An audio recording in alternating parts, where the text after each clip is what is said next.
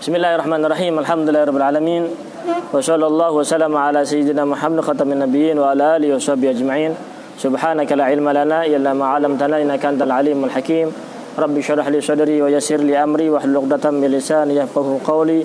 Rabbi zidni ilma warzuqni fahma ya rabbal alamin. Bismillahirrahmanirrahim.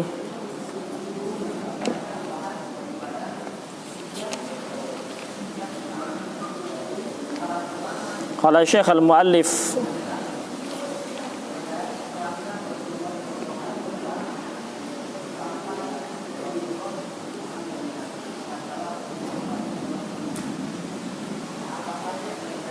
radhiyallahu ta'ala anhu wa ardhah wa nafa'ana bihi wa bi 'ulumihi wa bi 'ulumi sayyidis shalihin fid darain amin.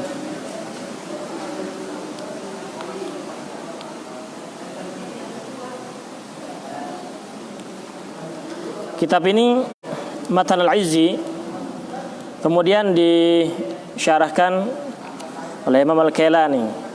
Nah, kita nggak baca syarahnya, namun kita baca matannya saja.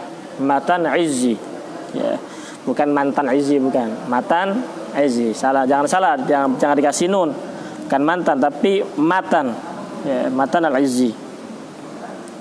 Begitu. Bismillahirrahmanirrahim. I'lam. Nah, ini berhubungan dengan syaraf. Yang belajar Matan Izzi sudah diharuskan mempelajari terlebih dahulu al-amtsilatut tasrifiyah. Sudah belajar amtsilatut tasrifiyah. Fa'ala yaf'ulu fa'alan, kemudian fa'ala la yufa'lilu, istaf'ala yastaf'ilu, dari bab awal sampai akhir. Sudah selesai semuanya, baru masuk dalam pembahasan Matan Izzi. Kenapa demikian? Karena Matan Izzi ini penjelasan secara detail, ya, daripada ilmu sharaf tersebut. Ya, kalau dia belum belajar al-amtsilatut tasrifiyah, bingung karena tidak pernah menghafal. Tapi kalau dia sudah belajar al-amtsilatut tasrifiyah, dia menghafal babul awal, wa tsani, wa tsalits, wa rabi', wa khamis, wa sadis daripada salasil mujarrad, kemudian menghafal daripada rubai, wa tsalasi mazid biharfin, bi tsalasi ahruf, kemudian menghafal rubai mazid, rubai mujarrad, dihafal semuanya. Ketika belajar ini gampang karena ini hanya sebagai penjelasan. Ya, masuk kepada pembahasan al-i'lal, at-tasrif, ya, lebih condong kepada al-i'lal, ya, penguraian kalimat asal mulanya bagaimana, kenapa bisa menjadi begitu, apa alasannya. Ya, ini dijelaskan dalam kitab Matan Izzi ini. Ya, makanya mau tidak mau orang yang belajar Matan Izzi ini harus sudah menguasai daripada al-amtsilatut tasrifiyah, minimal bawa kitabnya. Bawa kitab al-amtsilatut tasrifiyah. Kalau memang belum hafal, dibawa. Kalau memang sudah dibawa, dihafalin. Paham ya maksudnya? Kalau memang belum hafal, bawa. Kalau sudah bawa, dihafalin kitabnya tersebut. Bukan dibawa doang, liatin. Jadi untuk perbandingan pembahasan di dalam kitab al-amtsilatut tasrifiyah dan juga Matan Izzi ini. Bismillahirrahmanirrahim. Banyak daripada ulama ketika memulai daripada kitabnya membaca Bismillahirrahmanirrahim dengan dua sebab, ya. Iqtidaan bil Qur'anil Aziz, yang pertama adalah mengikuti Al-Qur'anul Karim. Ya, coba ente buka Al-Qur'an, ketika ente buka pertama kali yang ada di situ apa? Surat Al-Fatihah. Surat Al-Fatihah dimulai dengan Bismillahirrahmanirrahim. Nah, sehingga kitab-kitab yang lain merujuk kepada kitab Al-Quran, maka dimulai dengan Bismillahirrahmanirrahim. Faham? Yang kedua, mengamalkan hadis Nabi Muhammad SAW, kullu amrin dzibalin la yubda'u fihi bismillahirrahmanirrahim fahuwa aqta', wa fi riwayah ajza, wa fi riwayah abtar. Setiap amalan yang dipandang, diperhatikan oleh syariat, ketika dimulai dengan tidak membaca tidak dimulai dengan bismillahirrahmanirrahim, maka tetap berjalan tuh amalan, namun naqisul barakah, kurang keberkahannya. Sehingga Rasulullah menganalogikan, ya, mengumpamakan aqta, seperti seseorang yang tidak memiliki tangan, nggak memiliki kaki. Hidup nggak orang itu? Hidup, tapi sempurna nggak? Kurang sempurna. Manusia itu punya tangan, punya kaki. Kalau seandainya nggak punya tangan, nggak punya kaki, hidup dia. Sama seperti amalan, bisa berjalan, lanjut, tapi nggak sempurna amalan tersebut. Sama seperti itu. Wa fi riwayat ajdam, penyakitan, penyakit lepra, ya, atau kusta. Ya, seseorang nggak mati, tapi penyakitan, sempurna nggak? Dia punya tangan, punya kaki, tapi penyakitan lepra atau kusta, penyakitan merah, kemudian hitam, kemudian protol sendiri. Protol nggak? Protol itu apa? Copot begitu. Ya, gitu. Ada lagi kata Rasulullah SAW, au abtar, nggak punya keturunan. Dia punya tangan, punya kaki, nggak sakit, tapi orang jantan, jantan, nggak punya keturunan, nggak sempurna. Kenapa? Kalau seandainya orang nggak punya keturunan, mati, selesai kan? Mati selesai, karena nggak punya keturunan.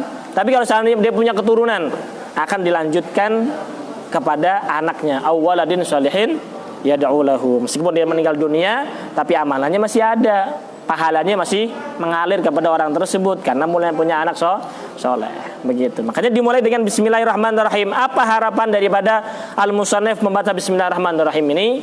Harapan para ulama memulai dengan bismillahirrahmanirrahim untuk mengambil keberkahan Al-Quran, dan mudah-mudahan kitab ini mendapatkan keberkahan dari Allah Subhanahu wa ta'ala. Karena dimulai dengan bismillah.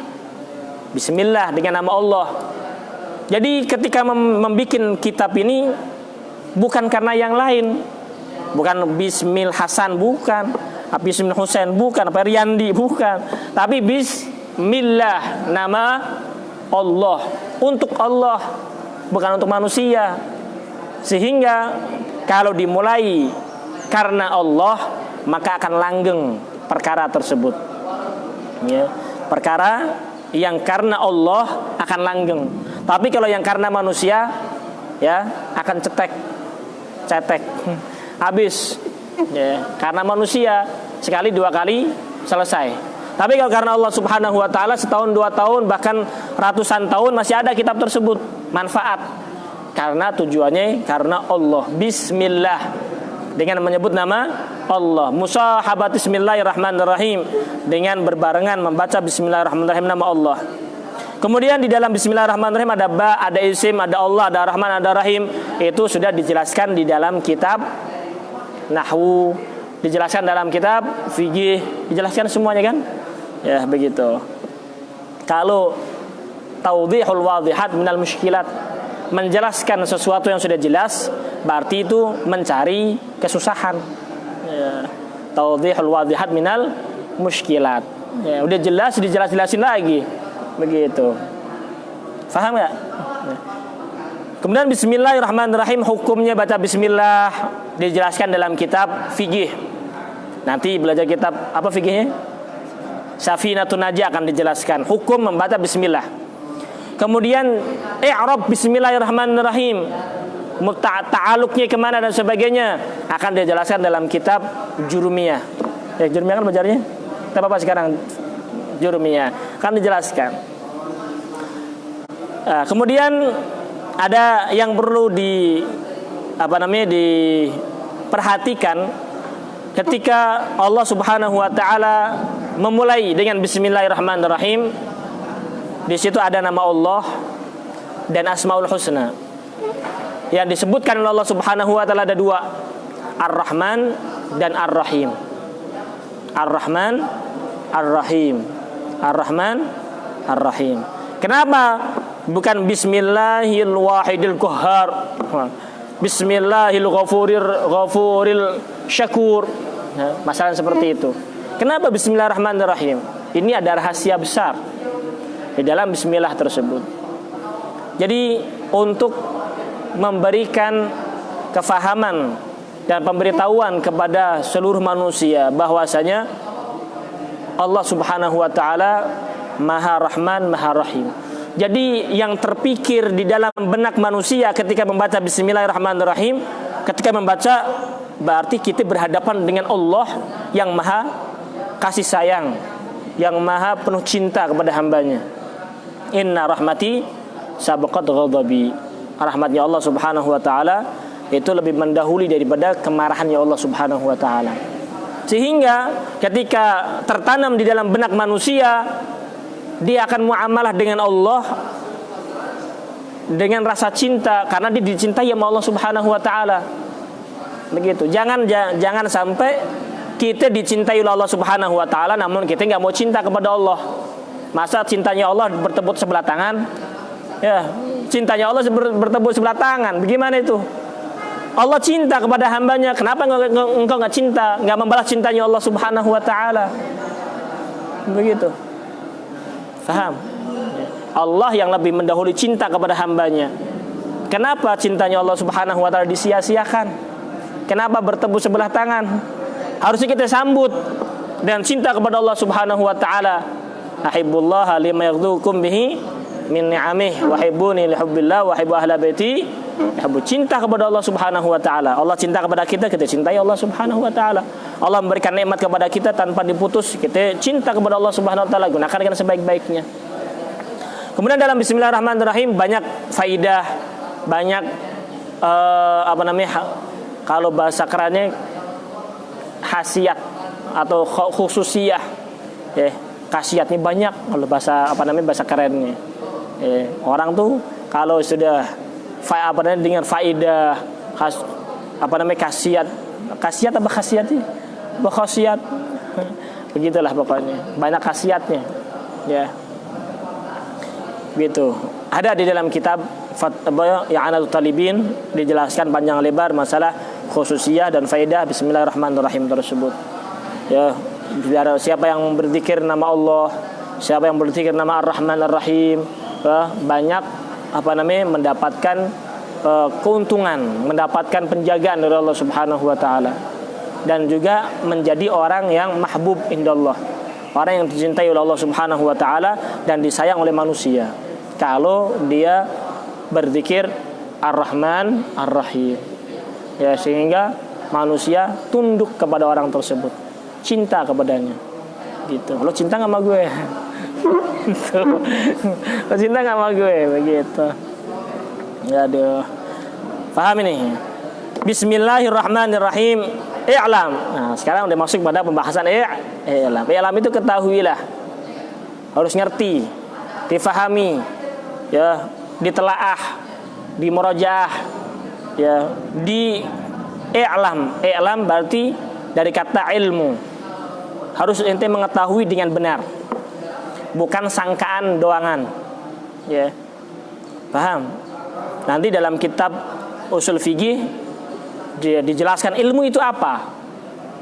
Kadang ada orang mengetahui sesuatu, namun pengetahuannya nggak sesuai dengan kenyataan yang memang diinginkan oleh syariat.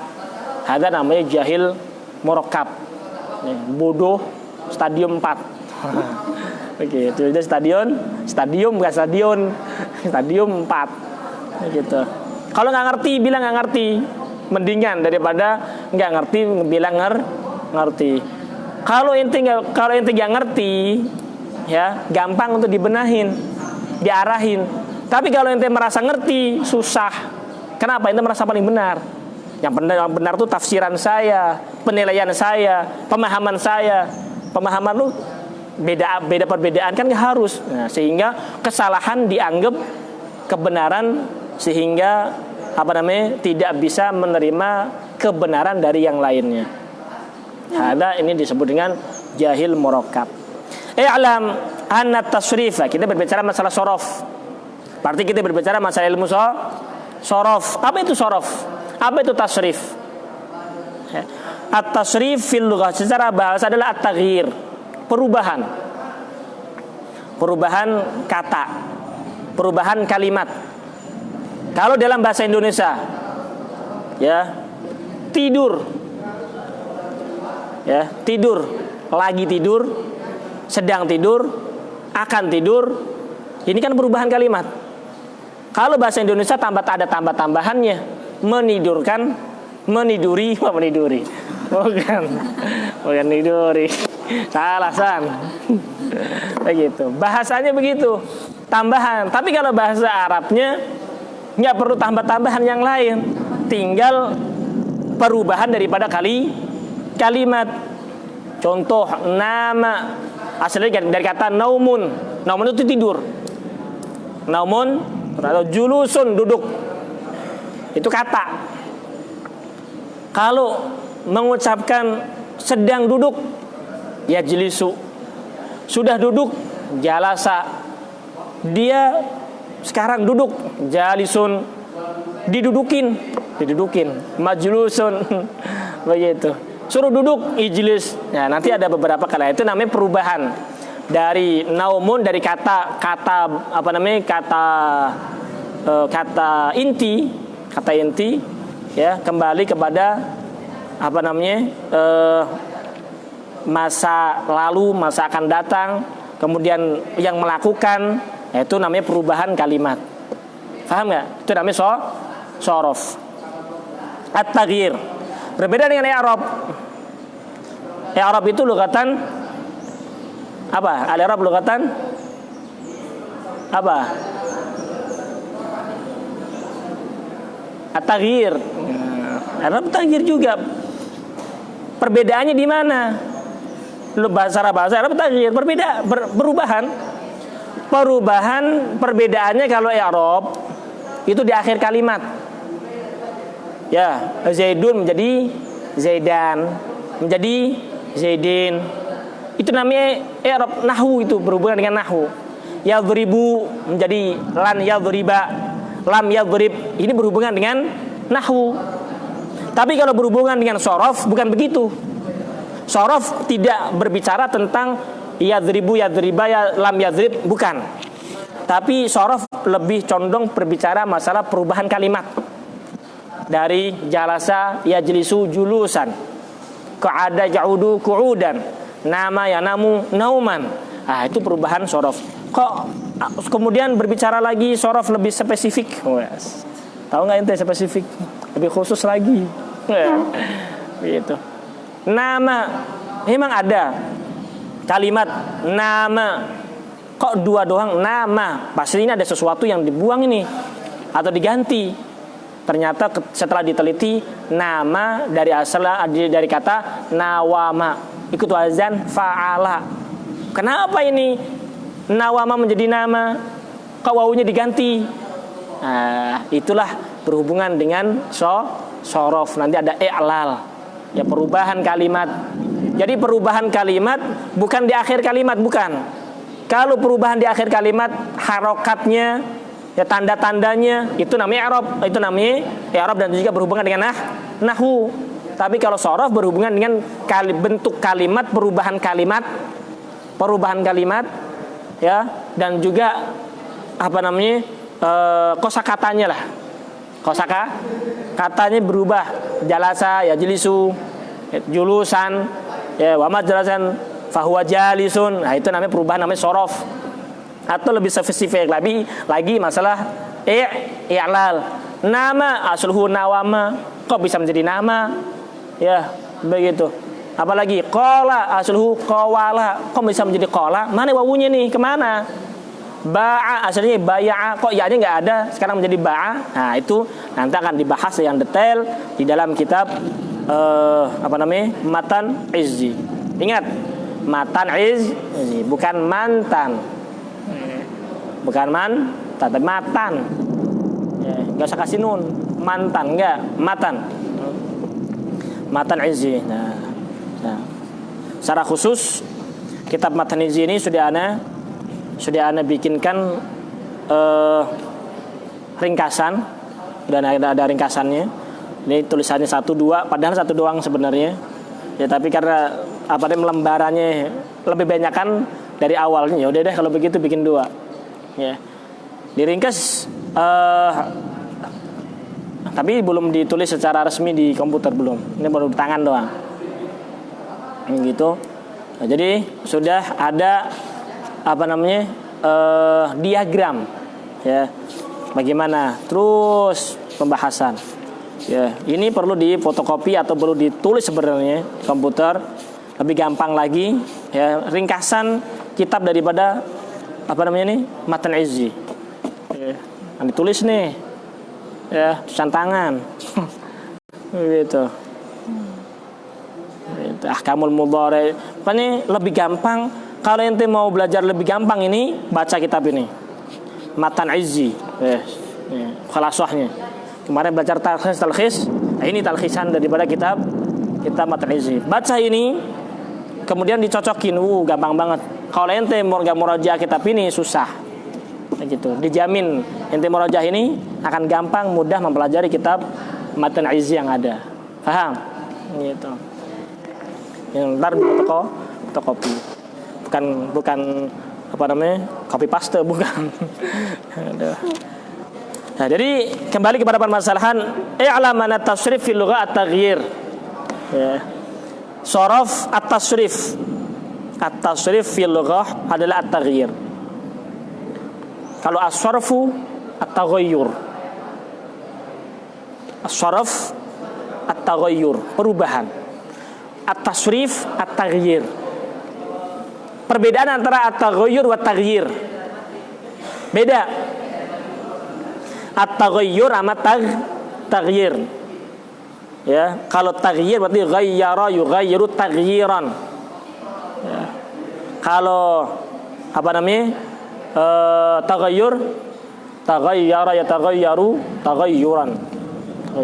As-sarfu taghayyur. At-taghyir berarti perubahannya tersebut, ya, at-taghyir perubahan disebabkan sesuatu, ya, disebabkan sesuatu.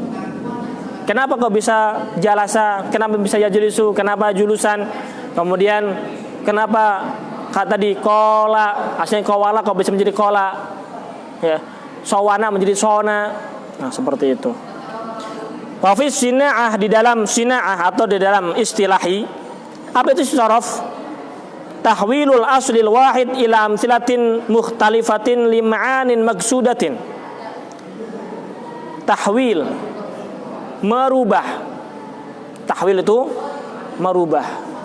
Merubah aslul wahid, merubah dari satu kalimat pokoknya ila amsilah mukhtalifah kepada contoh-contoh yang banyak. Kenapa kok bisa berubah? Lima'anin maksudatin, karena makna-makna tertentu. La tahsulu ila biha, yang tidak bisa dihasilkan kecuali dengan adanya taghayyur. Contoh. Di sini disebutkan masalah contoh. Yang namanya sharaf itu apa sih? Perubahan. Pertama dari kata darsan. Ngaji. Ngaji. Faham gak ngaji? Kata ngaji, darsan itu ngaji. Ngaji. Bukan di ngajiin. Kalau di ngajiin udah mati. Kalau di ngajiin udah mati lah, di ngajiin ya. Begitu. Dari situ. Bener. Paham gak? Paham gak? Ngaji, bukan di ngaji. Ngaji, darsan. Satu kalimat. Tahwilul aslil wahid, perubahan dari satu kalimat yang ini ila amsilatin mukhtalifatin, kepada contoh yang banyak, menjadi darosa, ya, derusu. Ini perubahan. Darsan wa madrasan fahuwa darisun wa dzaka madrusun. Udrus la tadrus, madrasun midrasun. Nah, begitu.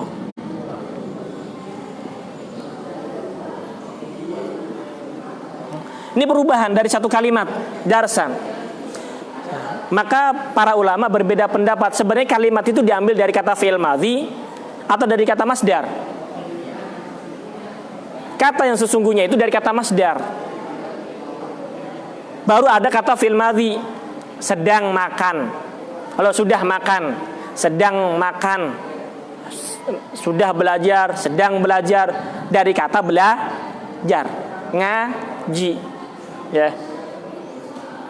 Sehingga nanti ngaji bisa menjadi kata ngajiin, di ngajiin, ada ngajiin, ada di ngajiin, ada orang ngaji, beda nggak? Beda lah. Kalau nggak ngajiin berarti dia ngajiin orang mati. Kalau di ngajiin berarti dia mati. Begitu. Paham itu? Ya. Jadi satu kata dari masdar berubah menjadi madhi, mudhari', kemudian fi'il isim fa'il, isim maf'ul, fi'il amr, fi'il nahi, zaman makan, alat. Nah itu dari kata satu, darsan. Paham nggak? Dari kata dari kata berarti menjadi masdar. Dari masdar bisa berubah menjadi beberapa kalimat. Ini namanya apa namanya? Ila amsilatin mukhtalifatin lima'anin maksusatin, untuk makna-makna tertentu. Karena ini darosa untuk masa yang telah lalu, kalau yadrusu untuk masa sekarang atau yang akan datang. Paham? Darisun orang yang melakukan, madrusun orang yang dilakukan, udrus berarti perintah. Ya, sehingga itulah yang dimaksud dengan tahwilul aslil wahid ila amsilatin mukhtalifatin lima'anin maksudatin la tahsulu ila biha. Perubahan aslul wahid berbeda dengan i'rab. Kalau i'rab taghyiru awakhir kalim li ikhtilafil awamil dakhilati 'alaiha lafdhan atau takdiran. Kalau i'rab berhubungan dengan zaid, apakah dibaca zaidun, dibaca zaidan, atau dibaca zaidin, perubahannya di akhir kalimat. Kalau sorof perubahan dari kalimat tersebut, ya zaid nggak bisa berubah, yazidu nggak bisa. Zaid hajarun, batu, ya begitu. Batu ada yang harganya mahal, sehingga ada batu pengasih. Batu pengasih nih dijual di mana? Di material.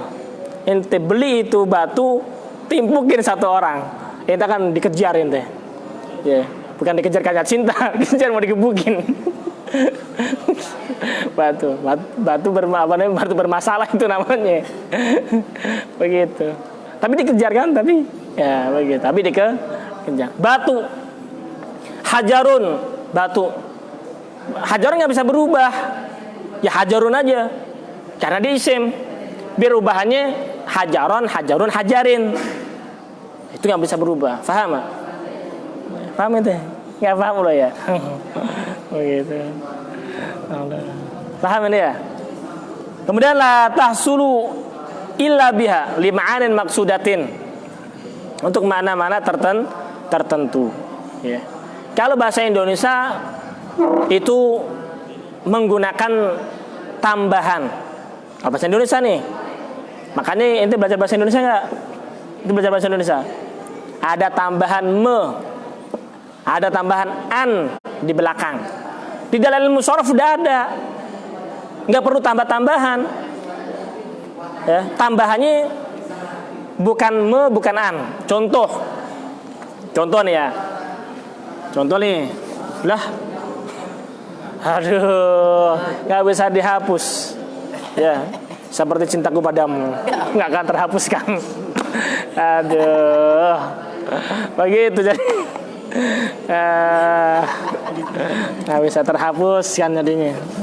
Gara-gara begitu sih. Udah, yang berapa sekarang? Pas. Ya, insya Allah dalam pertemuan akan datang akan kita lanjutkan pembahasan mengenai shorof. Ya, insya Allah. Mudah-mudahan bisa khatam nanti ya. Mudah-mudahan. Ya, mudah-mudahan. Karena nggak bisa dihapus. Kalau bisa dihapus dilanjutkan tadi. Ternyata nggak bisa dihapus, selesai. Ya, nggak bisa hapus, selesai. Karena sesuatu yang tidak bisa dihapus berarti itu sesuatu yang berharga. Oh, gitu. Nggak ada. Nah, Hasan yang mana?